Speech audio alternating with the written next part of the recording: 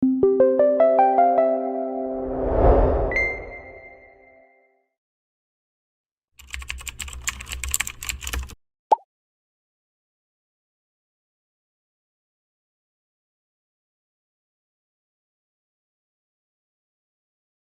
생각은 좀 애매합니다. 상대방의 입장을 좀 들어봐야 될 것 같아요. 꼭 경제적인 부분이 아니더라도 회사 생활을 다들 해보시면 공감을 어느 정도 할 수도 있으실 것 같은데, 정말 하기 싫은데 내몰리는 경우도 있거든요. 물론 명시적으로 너 가야 돼, 이번에 너 차례야 라고 말하지 않더라도 암묵적으로 내 순번이 돌아왔구나, 정말 이번에 이렇게 안 하면 정말 회사 생활이 괴로워질 수도 있겠구나, 그거 느끼는 경우가 많아서 이 부분은 상대방에게도 들어봐야 될 것 같아요. 만약에 혼인 생활을 유지하는 게 너무 힘들어서 사실 도피성으로 이렇게 가시게 되었다, 그러면 이혼 사유 하시겠죠, 당연히. 근데 그게 아니라면 상대방의 생각도 좀 들어봐야 되겠죠. 그래서 꼭 출장, 장기간 출장 때문에 이혼 사유가 된다고 보기는 좀 힘듭니다. 가기 싫은데 갈 수도 있잖아요. 그 상황을 우리 가정이 못 받아들이는 것일 수도 있고, 그래서 이 부분은 상대방에게도 들어봐야 할 수 있을 것 같아요. 그럼 만약에 회사에서 강요 이런 거 절대 없었다, 그냥 자기 의지로 가는 거다라고 하면 이혼 사유가 되는 거죠. 자기 욕심만 채우는 건 안 되죠. 예. 가장은요, 자기 목표도 중요하지만 아내와 아이를 위해서 어떨 때는 희생도 좀 하셔야 되고요, 협조도 좀 하셔야 되고, 그리고 부양 의무가 있습니다. 꼭 부양 의무라는 게 물론 법적으로는 경제적인 부분만 하면은 법적으로는 문제가 되진 않지만 그게 아니거든요. 현실은 옆에 있어줘야죠.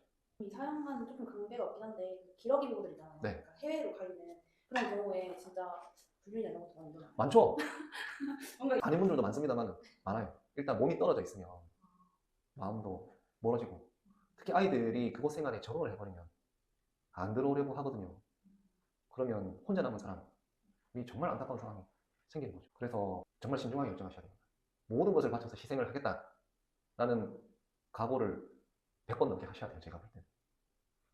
아이들이 안 들어오겠다고 하면 방법이 없잖아요. 그곳 생활이 더 좋다고 하는데.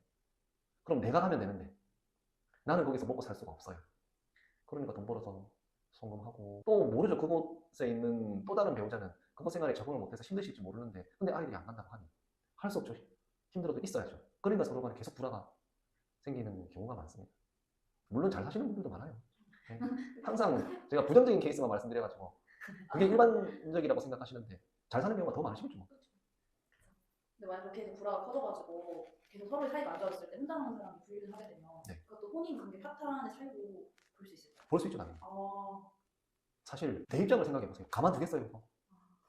그렇죠. 쉽게 말해서 찾아가서 뭐 어떻게 해버리고 말지. 그러니까 불륜이라는 것은 부부간의 신뢰관계의 정말 근본적인 부분까지 다 파괴하는 거예요. 그렇기 때문에 불륜의 피해자는 참을 수가 없는 거죠.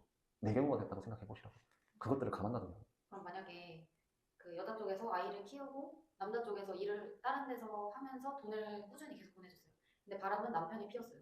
그러면 나중에 이혼할 때 그 돈을 계속 꾸준히 보내준 게 좀 천작이 되거나. 뭐 부양 의무를 하신 거죠. 원래 해야 될 거 한 거 아닙니까? 물론 힘들긴 하셨겠죠. 당연히. 얼마나 힘들어요, 이게.